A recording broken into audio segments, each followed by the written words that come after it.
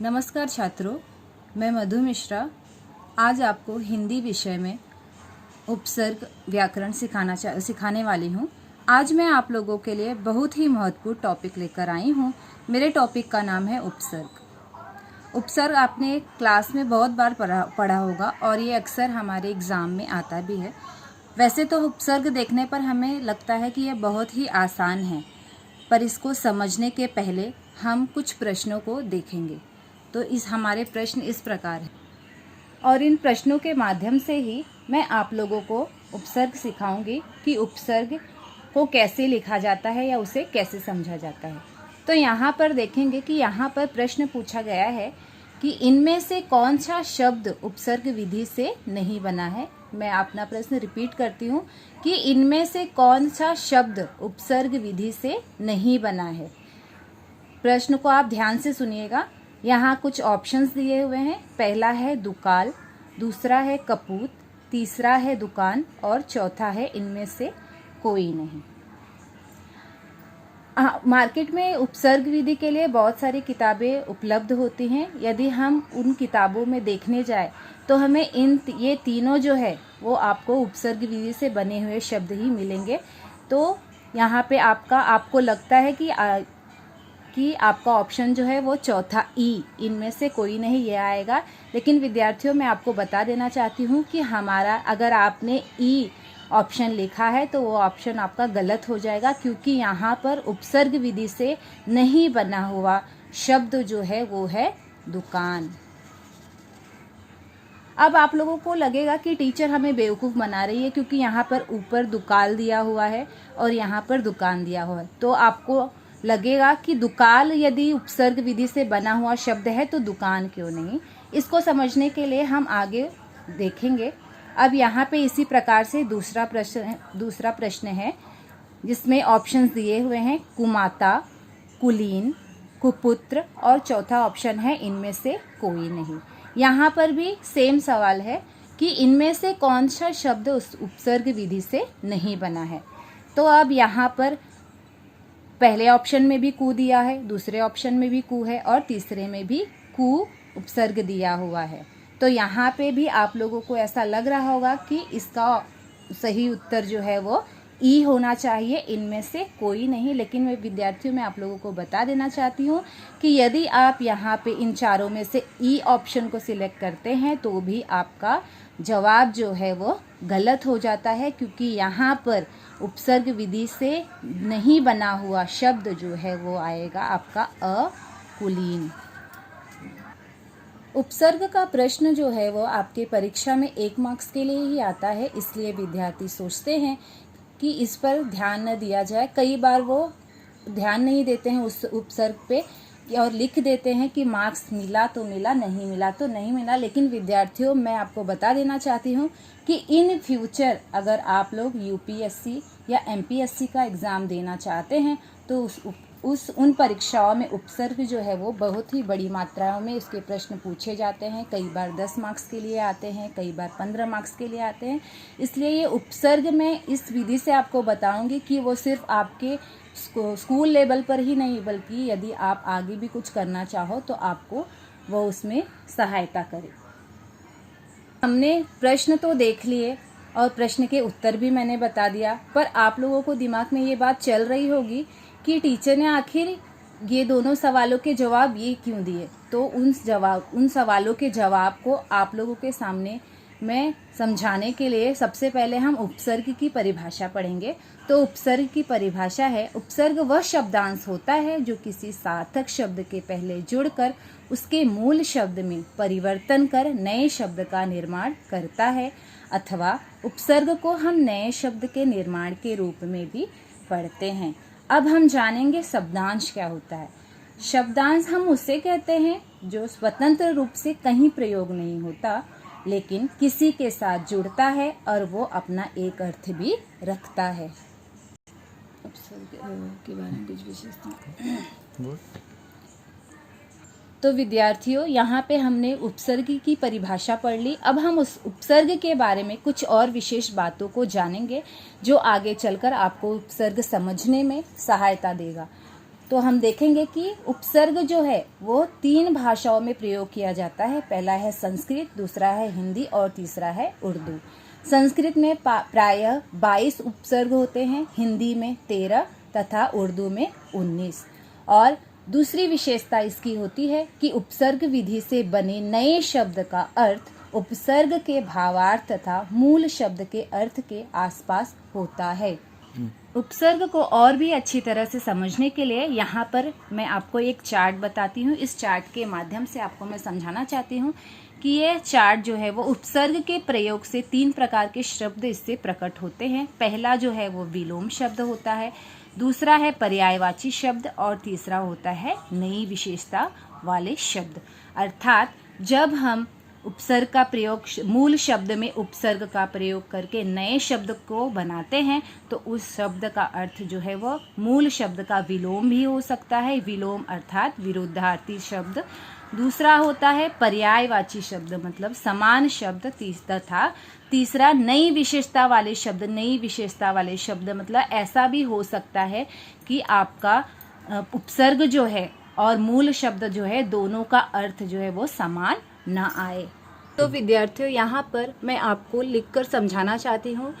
इसके सहारे आपको उपसर्ग समझने में बहुत ही आसानी होगी। जैसा कि हमने उपसर्ग की परिभाषा पढ़ा था, उपसर्ग की परिभाषा वह थी कि वह शब्दांश, उपसर्ग वह शब्दांश होता है जो किसी सार्थक शब्द के पहले जुड़कर उस शब्द के मूल अर्थ में परिवर्तन करके नए शब्द का निर्माण करता है।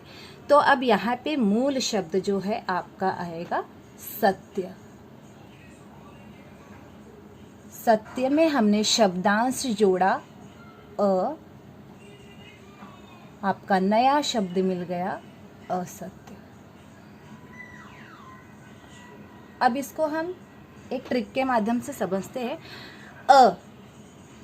सत्य, सत्य का अर्थ होता है सच। अ शब्द का अर्थ होता है अ का शब्दांश होता है नहीं, क्योंकि अ जो है वो निषेध वाक्य से लिया जाता है, इसलिए इसका अर्थ होता है नहीं। हमें नया शब्द मिल गया सच नहीं, अर्थात जो सच ना हो, जो सच ना हो अर्थात असत्य। तो यहाँ पे सबसे पहले हम समझेंगे बच्चों कि जब हम उपसर्ग मूल शब्द में उपसर्ग लगाते हैं तो उस उपसर्ग से बना हुआ जो शब्द नया शब्द होता है उस शब्द में उस मूल शब्द का अर्थ कहीं ना कहीं आपको मिलना चाहिए। यदि आपने उपसर्ग लगाया और आपके मूल शब्द का अर्थ जो है वो नए शब्द में नहीं मिला तो आप समझ जाइए कि आपने जो उपसर्ग लगाया है वह उपसर्ग गलत है। यहाँ पे एक और उदाहरण मैं आपको बताना चाहती हूँ कि शब्दांश नया शब्द आपका है शासन, जिसमें हमने शब्दांश लगाया अनु। नया शब्द बन गया अनुशासन। अब यहाँ पे ध्यान दीजिएगा कि अनु का अर्थ होता है धीरे धीरे, धीरे धीरे, और शासन का अर्थ होता है डिसिप्लिन, आप जानते हैं। और अनुशासन का मतलब होता है डिसिप्लिन जो हम स्वतः से अपने अंदर लाते हैं, अपने आप। यहाँ शासन का मतलब होता है कानून, नियम कानून जो सरकार द्वारा लगाए जाते हैं। अनुशासन का मतलब होता है जिसे हम अपनी मर्जी से अपने आप पर लगाते हैं, उसे हम अनुशासन या अंग्रेजी में उसे हम डिसिप्लिन कहते हैं। तो यहाँ पे अनुशासन आया है। अब यहाँ पे अनु जो आया है वह उसका अर्थ अलग हो जाता है, क्योंकि अनु का अर्थ मैंने बताया आपको धीरे धीरे। परंतु जो शासन आया है, अब हमने जो मूल शब्द नया शब्द बनाया है उपसर्ग और मूल शब्द को जोड़कर अनुशासन, यहाँ पे आपको आपका मूल शब्द भी मिल रहा है शासन, अर्थात यह जो है आपका हो गया अनुशासन। मतलब कहीं ना कहीं आपको यहाँ पे आपका मूल शब्द जो है वो आपके नए शब्द में मिला है। तो विद्यार्थियों, पुनः हम अपने प्रश्न पर आते हैं। जो हमने शुरुआत में ही मैंने आपको बताया था, जो प्रश्न था आपका, इनमें से कौन सा शब्द उपसर्ग विधि से नहीं बना है। यहाँ पे आपको 4 ऑप्शंस दिए हुए थे और यहाँ पर मैंने आपको बताया था कि दुकान जो है वो यह जो है वो उपसर्ग विधि से बना हुआ नहीं है। मैंने उसकी आपको उपसर्ग की परिभाषाएं बताई होगी, आपको कुछ कुछ समझ में आ रहा होगा, लेकिन अब यहाँ पे मैं आपको एक्सप्लेन करूँगी, तो आशा करती हूँ कि आपको और भी अच्छी तरह से समझ में आ जाए। अब इसमें पहला है दुकाल। दू धन काल बराबर दुकाल। दू का अर्थ होता है बुरा, खराब, और काल का अर्थ होता है समय। तो यहाँ पे काल जो है वो समय हो गया, दू का होता है दुष्ट जिसे हम कह सकते हैं, और एक और अर्थ दू का मतलब होता है जिसे हम दो भी कहते हैं। तो यहाँ पे दू का हमें 2 अर्थ मिल गया। पहला अर्थ मिला है बुरा, खराब, दुष्ट, और दूसरा अर्थ हमें मिला है दो। तो यहाँ पे दुकाल का अर्थ हो गया बुरा समय। अब आपका अर्थ हुआ बुरा समय और यहाँ पे काल आया है, तो यह जो है वो आपके मूल शब्द में मिलता है। दूसरा है कपूत। कपूत, क का अर्थ होता है बुरा, क धन पूत बराबर कपूत। क का अर्थ होता है बुरा, पूत का अर्थ होता है पुत्र। कपूत का अर्थ हो गया बुरा पुत्र। अब ई पर आते हैं हम, दुकान। अब यहाँ पे आप लोगों को लग रहा होगा कि टीचर ने कहा है कि दू का अर्थ दो भी होता है, तो क्या टीचर दो, यहाँ पे 2 कान भी तो हो सकते हैं। पर मैं यहाँ पे आपको बता दूँ कि दुकान किसे कहते हैं। दुकान हम उसे कहते हैं जिसे जो कि हम अपनी आजीविका चलाने के लिए जहाँ पर हम जाते हैं या जिस स्थान पर हमारी आजीविका चलाई जाती है उसे हम दुकान कहते हैं। तो यहाँ पे क्या हमें 2 कान मिल रहे हैं? ऐसा नहीं, ये दुकान का अर्थ होता है कि वह स्थान। तो यहाँ पे आपका दुकान शब्द जो है वह उपसर्ग विधि से नहीं बना हुआ है। इसी प्रकार से दूसरे प्रश्न पर हम आएंगे। इसमें पहला है कुमाता, दूसरा है कुलीन, तीसरा है कुपुत्र, जिसमें हमने कहा है कुलीन जो है वह आपका शब्द गलत है, यह उपसर्ग विधि से नहीं बना हुआ है। कु का अर्थ होता है बुरी, कु धन माता बराबर कुमाता। कु का अर्थ होता है बुरी और माता का अर्थ होता है माँ, अर्थात बुरी माता, कुमाता। इसी प्रकार से पहले हम कुपुत्र देखेंगे। कु का अर्थ होता है बुरा और पुत्र का अर्थ होता है पुत्र। कु धन पुत्र बराबर कुपुत्र, अर्थात बुरा पुत्र। कुलीन। अब कुलीन का अर्थ होता है उच्च कुल का।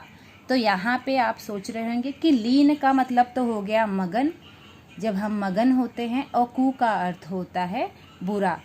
तो क्या यहाँ पे बुरा मगन हो सकता है? नहीं, बुरा मगन यहाँ पर नहीं हो सकता है। इसका अगर हम विच्छेद करेंगे तो यह आएगा कुल धन ईन बराबर कुलीन, अर्थात यह जो आपका आ ऑप्शन है वो उपसर्ग विधि से नहीं बनकर प्रत्यय विधि से बना हुआ शब्द है। तो यहाँ पर आपका मूल शब्द कुल है और प्रत्यय लगा है ईन, इसलिए यह उपसर्ग नहीं है। तो विद्यार्थियों, यहाँ पे इन दोनों प्रश्न के माध्यम से, उपसर्ग की परिभाषा के माध्यम से आशा करती हूँ कि आप लोगों को उपसर्ग जो है वो अच्छी तरह से समझ में आ गया होगा। और भविष्य में यदि आपको कभी भी उपसर्ग से प्रश्न पूछे जाएंगे तो इस वीडियो के माध्यम से आप उस प्रश्न का उत्तर जो है वो बहुत ही आसान तरीके से दे सकेंगे। अंत में जाते जाते मैं आपको कहना चाहती हूँ कि घर पे रहिए, सुरक्षित रहिए और स्वस्थ रहिए। धन्यवाद।